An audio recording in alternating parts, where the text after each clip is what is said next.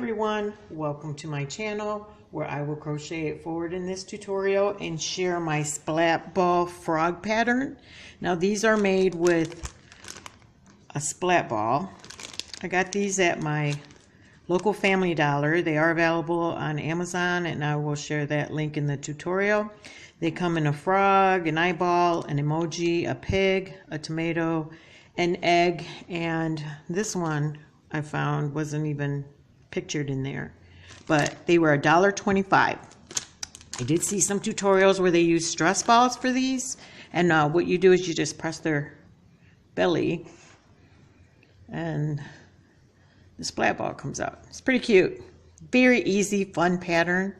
Now I will have to share with this one, I accidentally punctured the splat ball that I had in there, and it was the little tomato one, so I didn't want to toss it, all that work, so I just filled it with fiber fill. And that's optional too if you don't have a splat ball, but I'll show you some here. There's the eyeball, there's the frog, and I actually used the bottom part of him for the bubble mouth. There's the egg, a tomato, monkey, and emoji. Now I did use, I did have the pig. They only had one of those.